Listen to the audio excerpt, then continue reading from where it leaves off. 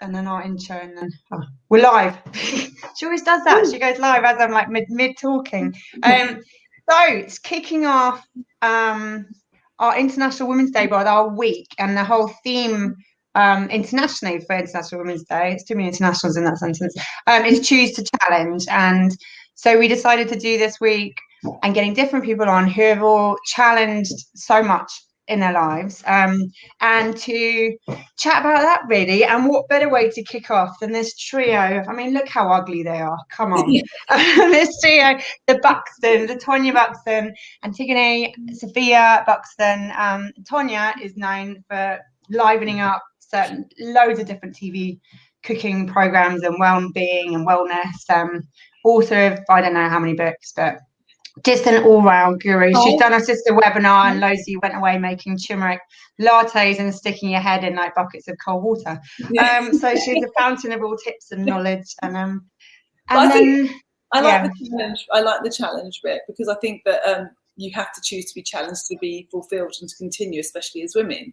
And that's something I kind of show my daughters. You know, when I was 30 years old and I was a primary school teacher in Tottenham, when I said I want to work in television, I want to have my own shows, I want to have my own series, I want to be an author at 30, you know, I remember everybody kind of thinking, she's off her trolley. But, you know, I think I wanted to prove that it could be done. And I was lucky. It's International Women's Day, but I did have the support of these guys' dad, and who was very, very supportive and helped me take on that challenge. And the challenge was that I had so many doors shut in my face. You've gone off on one already. I don't think you're going to let. Have I got off on one? I'm it's not about me. You go. You go. Emma, shut up.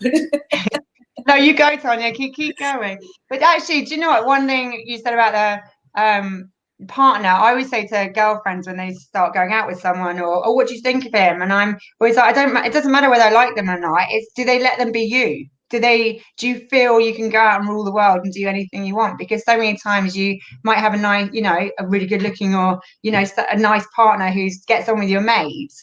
But actually, when you stop and stand back, you go, yeah, but they're not giving me the confidence. They're making little comments. You know, I don't feel like I am able to go out there and be who I want to be. You kind of give up parts of yourself to some partners without realizing. So I'm like you. I've had got a husband who literally. I think that's funny that you say that, because you met my boyfriend actually. Oh my God, my ex-boyfriend. That's really weird to say. So, yeah, we were together for 9 years, and he was really supportive, and he was really, really like amazing with all of that. I could only give him any praise, but I actually got to a point in myself where I'm a musician, and, you know, my career has always been the thing that I've wanted my whole life since I was a little girl. And I got to a point where I felt like I don't think I'm going to be really challenged and really push myself until I'm so scared.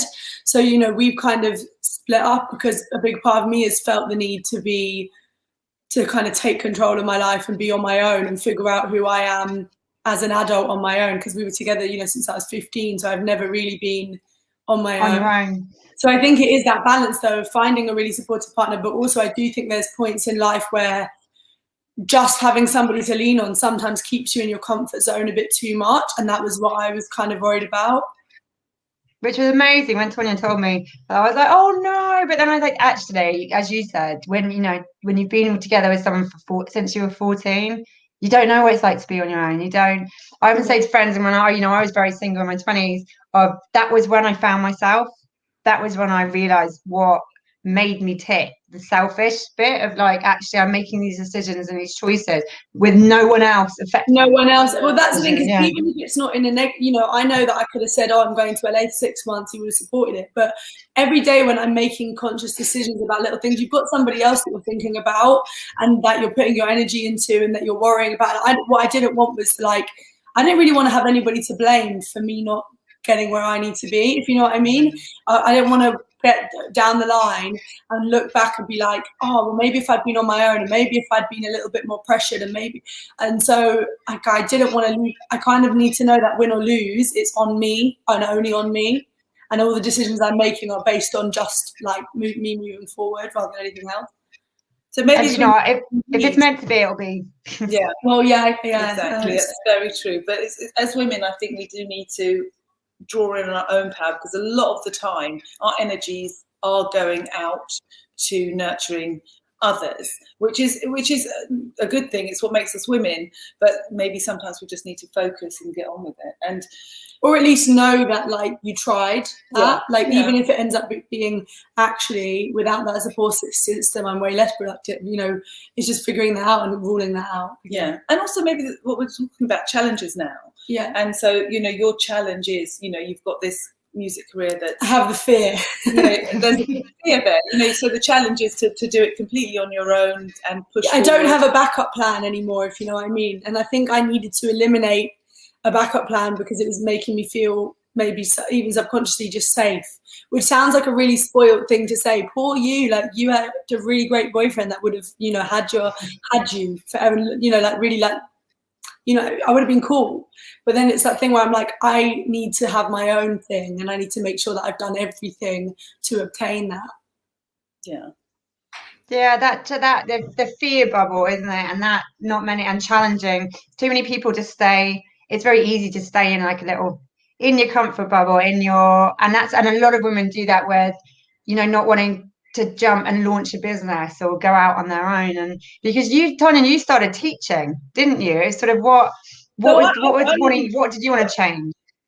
For me, I'm 52, coming up to 53, goodness me, and I've had lots of careers, So whilst I was studying to be a teacher, I trained to be a personal trainer and nutritionist, so I did a lot of that. While I was forgot about that before I went to university. I qualified as a beauty therapist and did that for a bit, but it was very hard work actually. As I thought, I'm going to go and study a bit of a holiday, and then I became a teacher, and then I got my series off the ground, which everybody told me was impossible to do, and actually, if you asked me to do it now, I'd say it's impossible, because I was an unknown person getting an international television show that went out to 37 countries globally. It was unheard of. But it just shows you that if you put your challenge up there and aim for it and work hard, and I worked hard and dealt with huge amounts of rejection, and it happened. And I think that's what the example I try and show the girls. I mean, at the moment it's really hard. Sophia's got a maths degree. She's got a first in maths. You'd think that she'd be jumping into any job, but it's been challenging, hasn't it? Yeah, it's challenging. What are you doing, Sophia? So what are your plans? I started a course, a finance course, so that I'm doing something in this time. So I was really worried that when I do eventually get a job, they'll say, "What have you spent this last year doing?" But other than that, it's just like you've just got an internship now. Yeah, I've just got an internship as well, which obviously took a while to get. But it's just a strange time. I feel really sad for students at the moment at uni and just finishing. Like there's opportunities have been taken away from them. I'm lucky though that I'm comfortable, so I thought I'm doing this finance course, which I'm not really that capable of doing, but like you said, with challenges now, we paid for it and I've got the exams ready, so I need to just somehow do them, get on with it. So you've got to set the bar high, because otherwise I would just do nothing. Sorry, we've just had our fourth special woman. The first girl in the house. There she is. Like scratching on the doors. No, I've locked mine out. Mine are like 2 doors deep away, because otherwise they would be banging that door. So I'm like, right, there's one door shut, another door shut. Exactly. But girls, about finding that, achieving what you did at the age that you did, and it did seem impossible. Yeah. That book that you gave me, about creative manifestation, whatever, and I don't know if you've read The Secret and things like that. It's almost that thing of only thinking about the end goal and like knowing that it's going to happen somehow.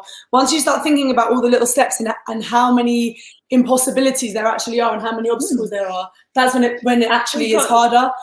Whereas if you actually just like kind of have a one-track mind, that tends to be like almost that naivety. Yeah, it is. It's almost. I mean, when I look back and think that here I was going to all these TV channels and asking them to take this show on there, and I got refused about 200 times. I ended up going to a production company in Birmingham because they were giving me the time. Now, and it was, like I said, it was a naivety, but it was also a kind of very you know, in my mind, this is the challenge, this is what I want to do, and I know it's a good show, I know it's not been done before, and I know there's room for it, and I'm going to just persevere till I get there. And I think as women, we need to have that inner strength to go forward with the challenges, because if you're waiting for stuff to turn up on a plate, it doesn't, is it? It's that female intuition as well, isn't it? It's that we know in our gut, you just know what's right and it will work, and but we have so much overriding that, you know what I mean, so much, or people around you, and I think it's that bit of the toxic friends. That women can be bitches,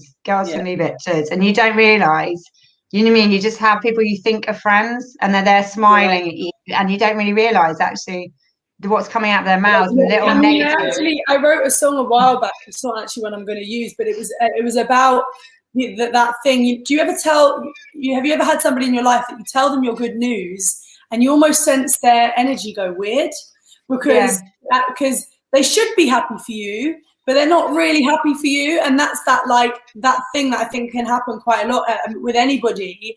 And that was something that I consciously started to notice in certain people, and thought, right, I need to step away, because I only really want to have friends around me, people around me who I genuinely feel want the best for me. And likewise, you know, if I hear that my friends have won in a way, like just bought a flat, just got a job, I see that as a win for all of us, because I really believe that success rubs off on people, you know, doing well and being happy. It's that thing of who you surround yourself with. So I never understand that concept of not, you know, kind of being a bit disheartened by somebody else doing well who's around you.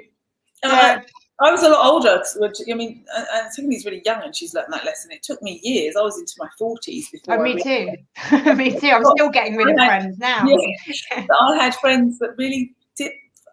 Firstly, I don't think they even liked me, but were very unhappy for my success, and were leeching off me and leeching my energy without me realising. I think a lot of that came down to the fact that we all feel jealousy as humans, right? We all feel jealousy. If I look at another pop star who's doing well and they've just done this thing that I'd love to do, part of me feels jealous. But I think it's the importance of recognizing that jealousy to not allow it to become hate. But it's also not that you don't want them to have that success. You just want to have it. I just want to have it too. Exactly. Yeah. But I think for a lot of people, sometimes you see something like that you want, and you feel this negative thing, and it takes a lot of ego pushing aside to admit, well, actually, I'm just a bit jealous, but cool, I'm so glad they've got it. They're talented, they've got it, cool, but I want it too. But I think for a lot of people, and I think, you know, we've all been guilty of it probably at some point, they don't recognize that negative feeling is jealousy and their own issue, and then they portray that onto you. Yeah. And that's how I think what happened with your situation. And some women just not being able to identify the fact that, cool, maybe I'm just a bit jealous. Let me flip that and just be happy for my friend, and maybe let it push me to do more. But I think it's recognizing that jealousy, that is just a natural human emotion, and turning it into something positive rather than turning it into hate. Yeah. It's overriding it. Intelligence. It boils down to emotional intelligence, you know, and it took me a while to kind of literally tune into, because there would be people when we would be out and I think, I don't like them. Why don't I like them? And it actually would be because I was jealous, and so I had to take that on board myself and you know, using it to work with, and then realize that actually you do like them. Actually, you do like them. You're aspiring to them, and flip it into something aspirational and something that you want to be like, rather than be negative. And the other thing is that I find is that sometimes if you're with the wrong group of women around you, if you're like me, who wants to bring everyone along with me, so if I'm doing something, I want all my friends to do something. If I see a talent in my friend, I'm pushing them to do as much as they want. But there are people that do not want that. They want to stay in their comfort zone. They don't want to be pushed to step up, to have challenges in front of them. They want to stay where they are, and they resent you for trying to get them to be their best. So, which is not saying that some people can't be comfortable in their bubble, and, you know, but then it's kind of like them not being resentful, like you said. I mean, but you know, as women, we have a lot more challenges. Whatever said and done, there are more challenges in our way, and so we just have to make sure that we have the right team, right tribe of women around us, and take on the challenges and keep going forward. But I can't imagine not. I mean, I wake up in the morning and I'm saying to the girls, I've got to do something else. You know, the TV work's not, it's not as busy as it used to be, and I need to do something else. Otherwise, I don't feel relevant. And you know, whereas most people would think you should be resting in your laurels now. You're right. That's not my character. I need challenges. I think that just comes down to the standards that you set yourself and at what point you feel content. because ultimately that is what life is about. It's being happy, it's being content. If that contentment comes from being a mother, then that's amazing, and that's really great for somebody who, and if anything, that's almost a blessing, you know, because you can focus on that. Whereas, unfortunately, it's almost a blessing and a curse that you need to do so many different things to have that stimulation and to feel fulfilled. Yeah. Which pushes you to do great things, but at the same time makes it harder for you to obtain that contentment. That I'm like that. And I was on a talk earlier with Danny, and that the hard thing in the last year is that feeling relevant, because I'm the out and about person in my businesses, and we have an amazing tech team, and that I bet our whole, from Sistr and Killing Kittens, it's all been tech and digital. I've had nothing to do with it. And I was saying, I've had times where the toys have been thrown out of the pram in my head so many times, especially in the last couple of months, of me going, well, nobody wants me, nobody needs me. I mean, I'm freaking useless. I could just go into a hole now and no one would notice me gone. Fuck everyone. Just, you know what I mean? I've had these real conversations, demons in my head of going, what is the point of me? Nobody needs me. No one's saying, are you okay? No one's saying it. Literally proper little tantrums that I've just had. Like what you said, that women often are scared to throw themselves into things. And also for some reason as women, we lack confidence, and men have this sort of, not all men, and obviously not all women, but a lot of men have this sort of arrogance and this confidence that sort of makes them take these challenges and makes them feel relevant, that women just sort of, we seem to undermine ourselves. I always say driving tests, men aren't better drivers than women, but men always pass quicker than women because they just have this arrogance, and we overthink everything and we get nervous. Or, again, not all women and all men, but it is this thing that they have this false sense of security, and that women, we're sort of taught to question ourselves. In a business place, I think that a lot of things, especially the field that you're going into, it is heavily male dominated. So as a man going in there, you don't have this underlying thing of, well, I'm one of the minorities here as a woman, I need to prove myself and show them that I'm good enough. It's just taken that they're good enough because they got the job and because they're there. Whereas you, as a woman, you might be facing, oh, she might just be here to fill in the woman quota. She, you know, actually, I bet she can do as well as me. And there's that thing that you need to up yourself. And the same with in that, and the same with the music industry. As a girl, it's so important what you wear and what you're, you know, oh, she's posting pictures in a bikini. That means she's not credible. But if a guy's posting a picture in a beach flexing his muscles, that you don't then question his musical talent. Yeah, I'm actually having that issue at the moment, going for job interviews and stuff. I'm thinking, do I need to put my social media on private? And then I speak to the boys I know, and they have pictures up on the beach, at parties, whatever. No, they have never thought, oh, I need to put my Instagram on private. But I'm like, is me having a picture up in my bikini or on holiday or with a drink in my hand gonna... But also you've done some underwear modelling. But why can't you be an underwear model with a first and a maths degree who then bosses it? Job. Because if a man did a Calvin Klein thing, no one would think, it would be an empowering he can't be a successful businessman. It's an issue, and I'm actually having this. If you have any advice, let me know, because I don't know whether I need to. I'd keep it up. I think I'm seeing so much. Like, we've been looking at sort of influencers and people, you know, girls early 20s and stuff. And a lot of people, and I was saying the other day, I was around with KK. A lot of girls who are like, there's a couple, I can't remember their names, they're like real food critics and experts, but they're also talking about sex. I said what's really refreshing nowadays is actually it's not, you don't have to be in a box and hide, so you can be a food expert and respected, and still be very open, sex positive, and you know, you talk about but I don't know if that's the case, because most people I've spoken to in that industry have said if you want to do a client-facing job, you cannot have pictures like that. I think it's the thing of, it's almost like while you're trying to prove yourself, then you can't. Once you've got there, you can, but that shouldn't be a thing anyway, because you can be so one-sided. Yeah, why can't you be a multifaceted person on the come up? But like for me, I still post things when I'm on holiday and whatever, but there's loads of pictures that I've like nice pictures I've taken in a bikini that I've not posted, because right now I'm trying to get my career off the ground. I need some help from the industry. I don't know whether I'm looking to sign a deal or whatever, but ultimately when my Instagram gets sent to the people that could be the tastemakers and could help me, a lot of them are middle-aged men in suits, and they look at my Instagram, and if I've got like loads of bikini pictures, they might instantly be like, oh, well, you know what, she's just like a bikini Instagram girl, and then not pay attention to the music in the same way as if all my things were like moody, like blah blah blah whatever, then suddenly my music's more credible. But that in itself, I think, is a big problem that we have in that. But once I'm established, you know, Dua Lipa now posts bikini pictures, everyone's like, yes, like amazing, because it's oh, you've proved yourself, so you can do what you want now. But you shouldn't have to do that to be. No, it shouldn't be that. Tonia, what do you say to them? And then I go to them for advice most of the time, not the other way around.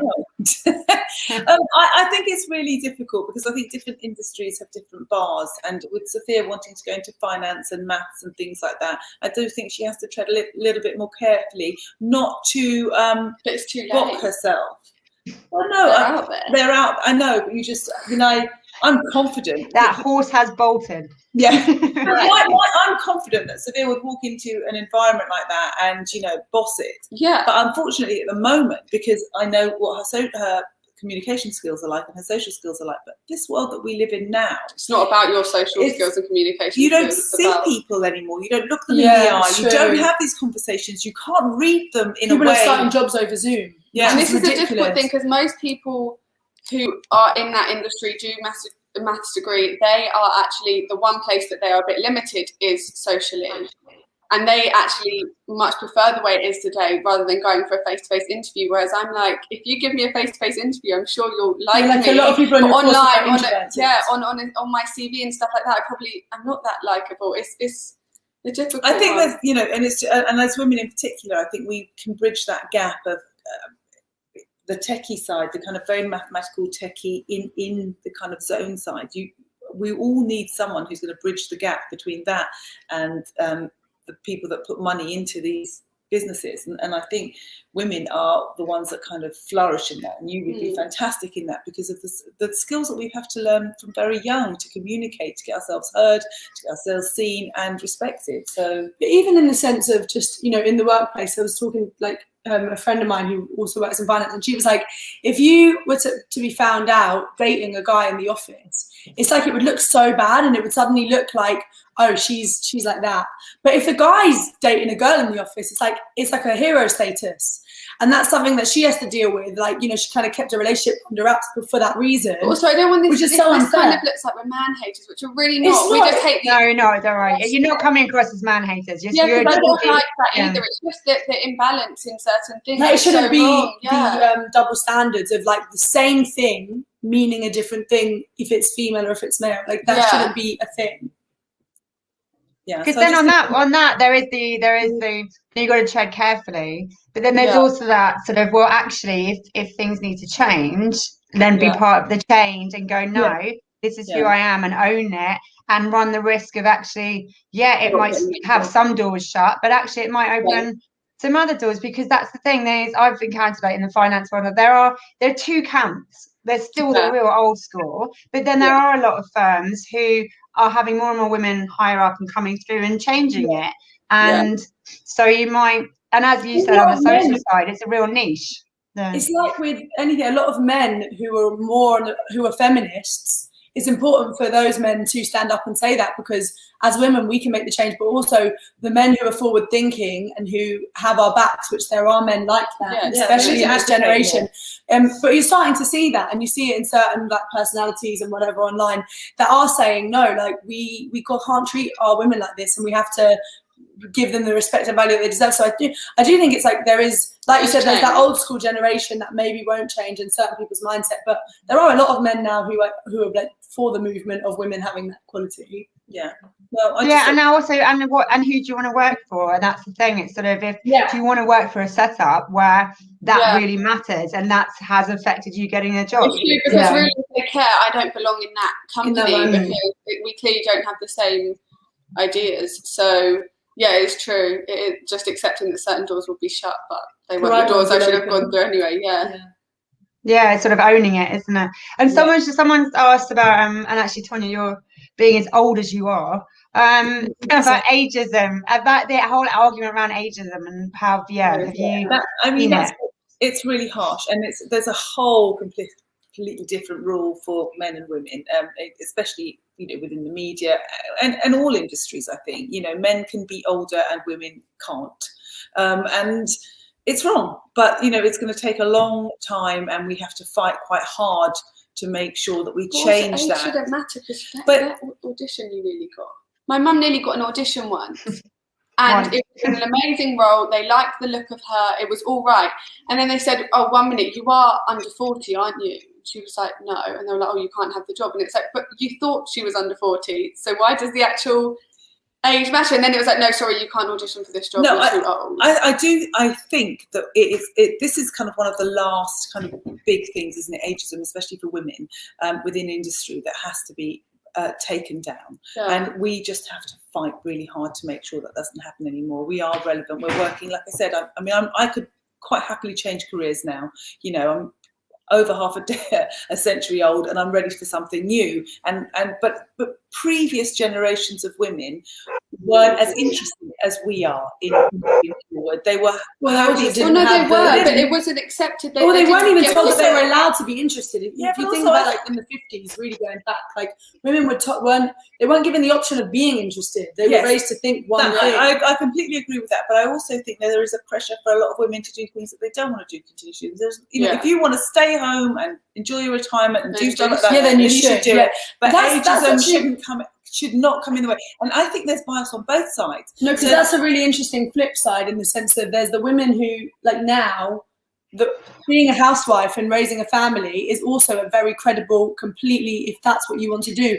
And I do think there is a kind of wave of women who almost look down on that now. What, you just want to get married and have kids, and you don't want to have a career, and you don't. That needs to go as well, because it can swing the other way. Because you had that growing up. I had that because being at university in the 80s. Feminism, there was one type of feminism, and it was all about career, and it was all about going forward, and it was quite harsh. And I remember sitting down with a group of feminists, young girls a bit older than me, and saying, well, what do you want to do? And at the time I wasn't quite sure where I wanted my career to go, but I did know that my end game in life was always I wanted a partner and I wanted children, and that was what I said, and they all burst out laughing.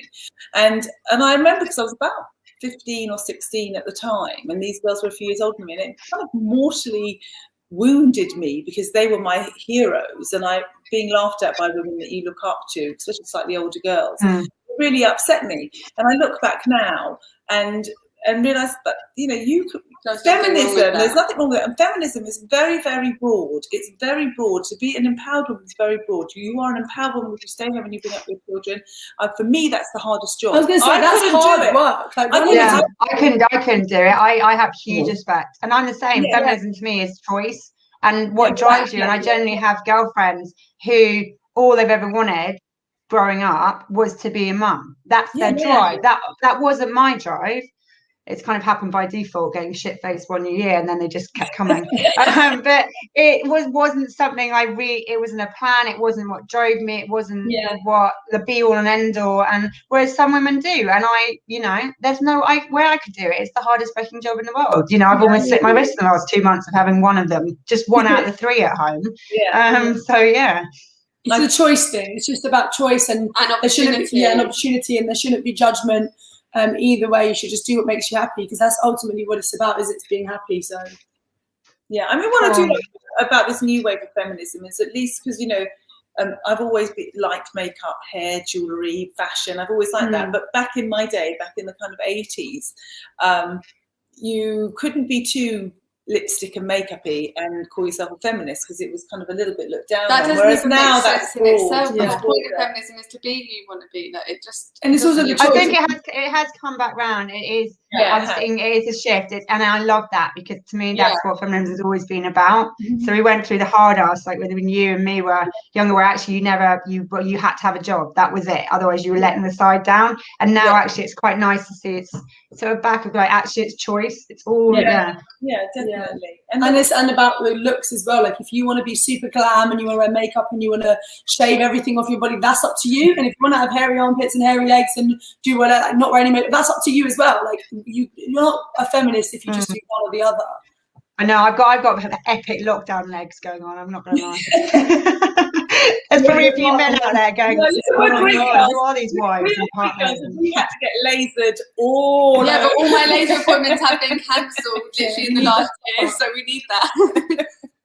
I know. Cool. Well, do you know what? We're again coming out to the end, but just as a final, go for the girls first. Of like, what do you look out in the world and want to challenge? What's the thing you look at and go, right, that. I want to do that. Yeah, I don't like the way that is. So that's what I want to change. For me, it's music industry. In the terms of the age thing is a big thing. I think as a girl in the industry, there's so much pressure to like make it by like a really young age, and like, you know, the fact that the over 25s category in X Factor was a thing, and it was like they were the ones on the shelf on their last legs, and it was over 25, is outrageous. So I think that is changing with a lot of artists coming out who are in their late 20s or even early 30s and whatever, which is really positive, starting to see. But that's something that I'd like to see kind of a pressure taken off girls. I think it's actually really, really positive to be able to know who you are a bit more and be a bit more of a comfortable adult before maybe you hit that fame level. So yeah, like at 15, 16, which is, you know, works as well. But I think breaking that barrier of age being such a pressure and letting people at home their craft and have their time to do that is something I'd like to see change. Cool. What about you, Sophia? Oh, well, I think I want to break stereotypes, because going to uni to do a maths degree as a girl, there weren't many girls on my course at all. What did they say to you in your first lecture? I literally turned up to my first lecture with a fluffy pink pen and my pink face, and sat down, and someone was like, "Are you in the right room?" It's like, that is so wrong. And I didn't it's like Legally Blonde. which is another reason that pushes women away, because you want like-minded people, and that needs to change. You know, women need to push themselves to do things like that. There's no reason that only men can do maths and engineering, and women need to push themselves. Yeah, you're going to be a glam, booby, you know, makeup. Exactly. Own it. That's the thing. You've got to own it and do it your way. Yeah, that doesn't need to be and I think it's even cooler. And Tonia, what are you, age halfway through your century? What do you, having slammed so many doors open so far, what are you still going right? At this moment in time, where we are in the world now, my challenge is to make sure that we don't lose freedoms that I've taken for granted. So I'm never mind about smashing through things and making things different. I need to make sure that we get the old normal back, because that's the world I want to live in. And that's really, at the moment, that's all that's in my mind at the moment. Nice, that's the thing, isn't it? None of this new normal bollocks. Sorry, but I'm not having it. Not having it. Exactly. Cool. All right. Well, thank you. Here's to the old normal. Here's to normal. We just want normal. Yeah, exactly. Absolutely. But thanks for coming on, and I will see you guys later. Thank you. Bye.